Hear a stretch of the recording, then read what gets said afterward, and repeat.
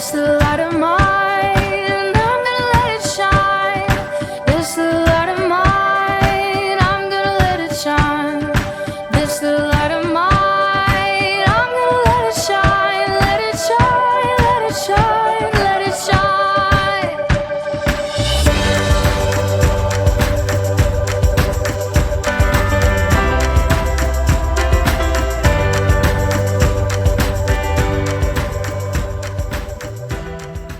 Welcome to the YCA Lantern, our weekly user program presented by the Brenham Church of Christ Youth and Children's Ministry. We are so glad that you have chosen to tune in today. For those of you who are kids or teenagers, we hope that you will also join us for our live Zoom Bible classes on Sundays at 11 and Wednesdays at 6. We encourage our viewers of all ages to check out our weekly newsletter called the YCA Gazette, distributed by email on Wednesdays and included inside the church bulletin on Sundays.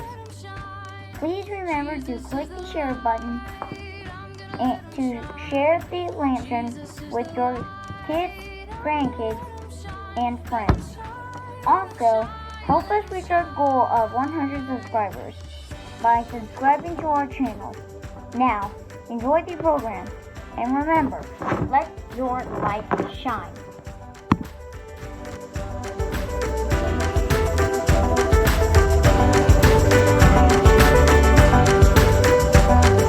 I will stomp my feet and I will clap my hands and shout, shout. I will run around and I'll jump off the ground and shout, shout. I will stomp my feet and I will clap my hands and shout, shout. I will run around, I'll jump off the ground and shout, shout.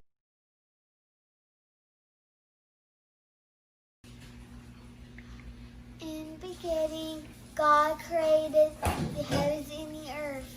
Genesis 1:1. Genesis 12:3. I will bless those who bless you and curse those who treat you with contempt. All the families on earth will be blessed through you.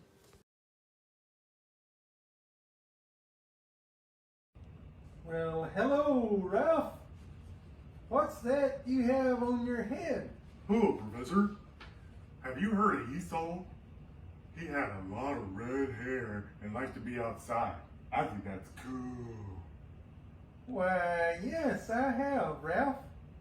Esau's story can be found in the book of Genesis. He gave up his birthright for a bowl of stew. Well, I'm not sure what a birthright is, Professor, but I sure know what stew is. Yummy! I would have asked for at least 4 bowls. Ralph, Esau chose poorly. He chose to give up his inheritance just because he was hungry. I'm hungry all the time. And what is an inheritance anyway? Doesn't sound like a tasty bowl of stew. Yes, Ralph, Esau did come in from a long day at work in the field, and he was very tired and hungry. He smelled his brother's stew and asked his brother Jacob if he could eat some because he said he was famished. But instead of just saying yes, Jacob asked Esau for his birthright, for a bowl of his stew. A birthright belongs to the firstborn. By birthright, the firstborn son inherits the leadership of the family and all its wealth and decisions. A great inheritance. Oh, what was Esau thinking? Surely he could have found a snack in his tent or something to make his hunger go away. That's just it, Ralph.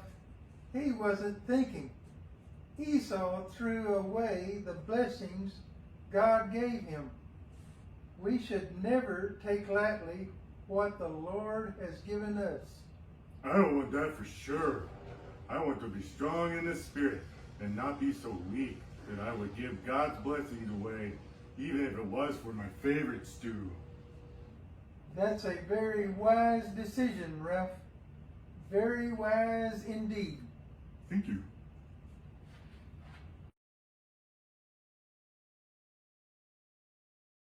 Hey guys, welcome back to another Game Station. My name's Dustin, and today we're going to be learning about Genesis 25.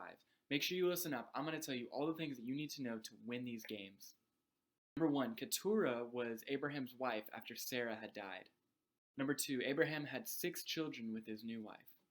Number 3, Abraham gave all that he had to Isaac. Number 4, Abraham sent away all of the sons of his concubines to the east and kept Isaac where he was. Number 5, Abraham lived a total of 175 years. Number 6, Abraham was buried with Sarah in the cave of Machpelah.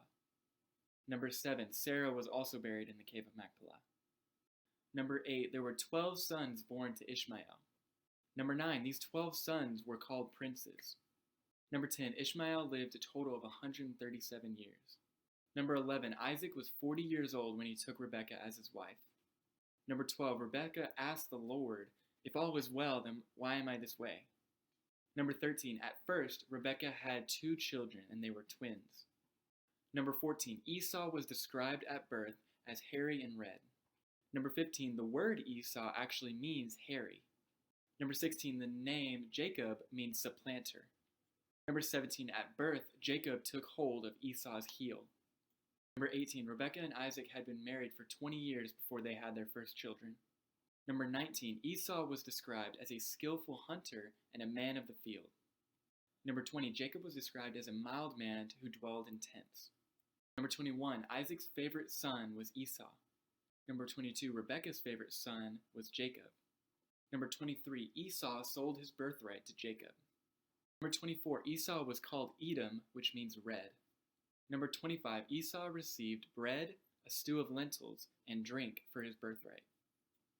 Alrighty guys, make sure you click the link below to play Triviatron, Beekeeper, Shakalaka, or Build Your Knowledge for this week's chapter in Genesis.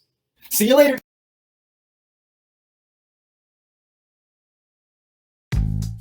We're talking about friend issues. Now be honest, have you ever had a problem with a friend? Like, has a friend ever done something wrong or hurtful to you?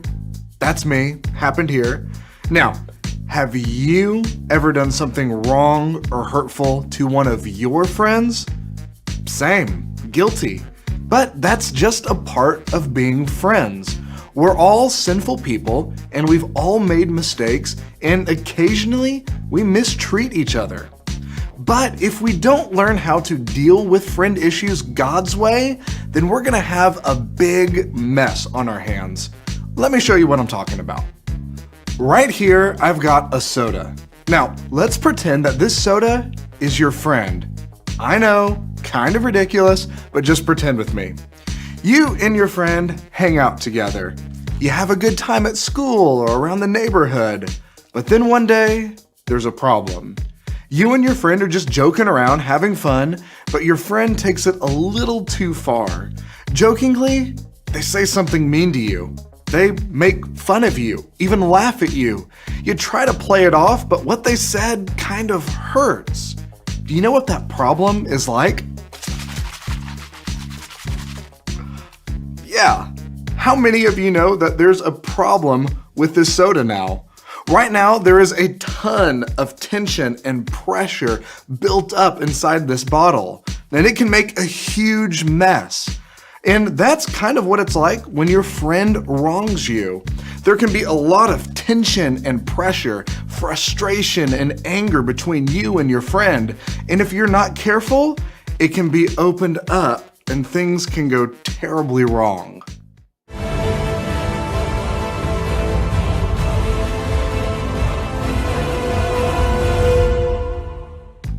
that soda, that friendship can blow up, leading to you becoming more upset. It can lead to name calling, gossiping, making fun of each other, or even fighting.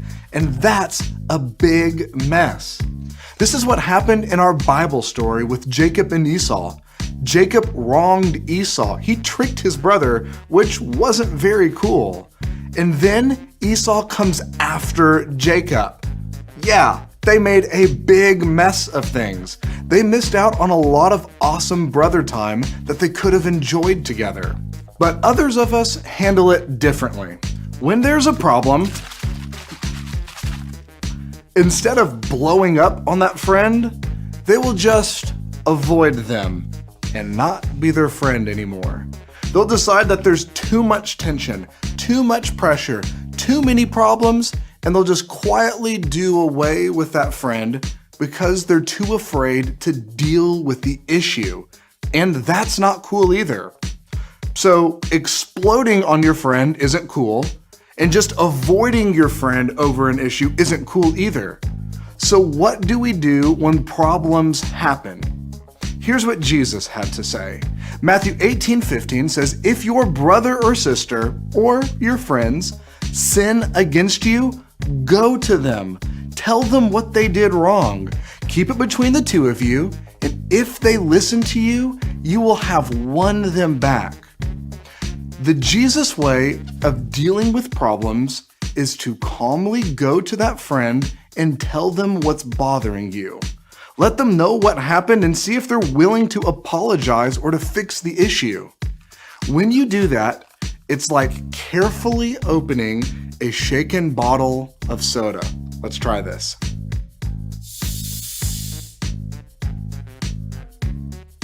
Yeah, there we go. When you do it carefully and thoughtfully, there might be a little bit of a mess, maybe some uncomfortable feelings when you talk to your friend, but it's worth it. And when you're calm, hopefully they'll listen to you and the two of you can make things good again. Now, you may be thinking, well, what if they keep doing this wrong thing? Or what if they don't listen to me or they don't care? And those are great questions, and we're going to talk about those in small group. But first, we need to look at the other side of this. Everything we just talked about was about a friend doing something wrong to you. But what happens when you are the one that did something wrong? When you're the one that caused the problem? Jesus talked about this too.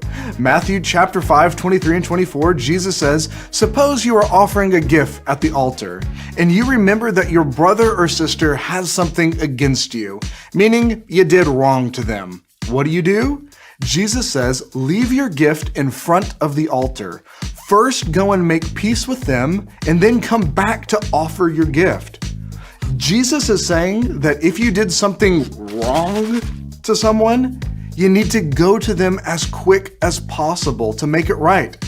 Tell on yourself. Admit what you did was wrong and show them how you plan to change in the future. And when you do that, it's like carefully opening up the bottle of soda. There might be a little bit of a mess, but it keeps it from creating a huge problem.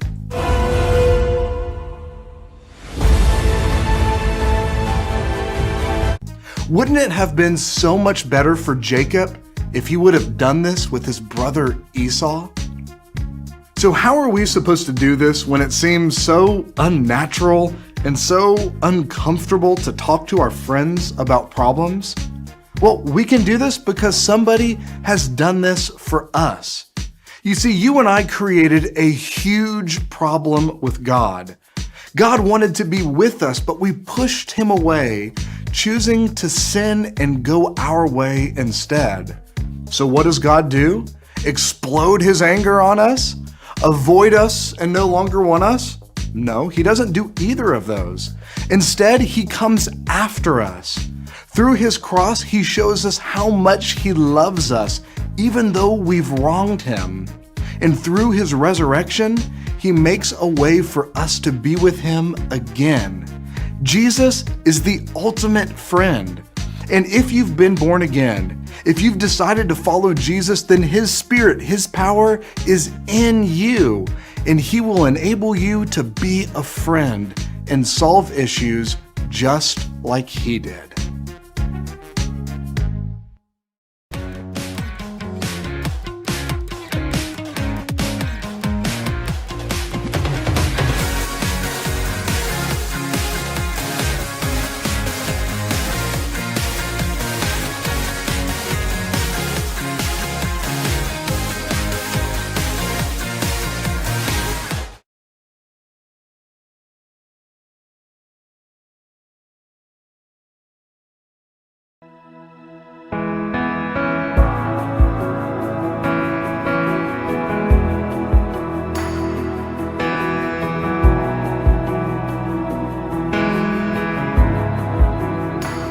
You are here, moving in our midst. I worship you. I worship you. You are here, working in this place.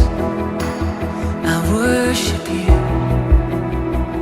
I worship you. And you are waymaker, miracle worker, promise keeper, light in the darkness. My God, that is who you are. And you are waymaker, miracle worker, promise keeper, light in the darkness. My God, that is who you are. You are here, turning lives around. I worship you. I worship you. You are here and you're healing every heart. I worship you, yeah. I worship you. And you are waymaker, miracle worker, promise keeper, light in the darkness. My God, that is who you are. And you are waymaker, miracle worker, promise keeper, light in the darkness. My God, that is who you are. And that is who you are. Yeah, that is who you are. Yeah. Even when I don't see it, you're working. Even when I don't feel it, you're working. You never stop working. You never stop. Jesus, you are waymaker, miracle worker, promise keeper, light in the darkness. My God, that is who you are.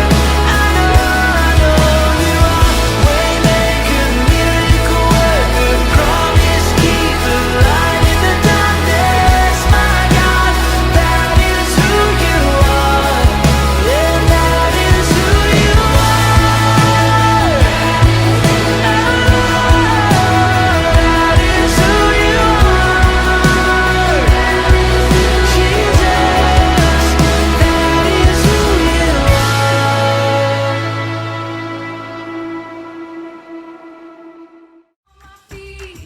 And I will clap my hands and shout, shout. I will run around and I'll jump off the ground and shout, shout. I will stomp my feet and I will clap my hands and shout, shout. Thank you for supporting the YCA Lantern, our weekly YouTube program presented by the Brenham Church of Christ Youth and Children's Ministry. For those of you who are kids or teenagers, we hope you will also join us for our live Zoom Bible classes on Sundays at 11 and Wednesdays at 6. We encourage our viewers of all ages to check out our weekly newsletter called the YCA Gazette, distributed by email on Wednesdays and included inside the church bulletin on Sundays. Please take a moment to click the share button to share the lantern with your kids, grandkids, and friends. Also, help us reach our goal of 100 subscribers by subscribing to our YouTube channel. Have a great week, and remember, let your light shine.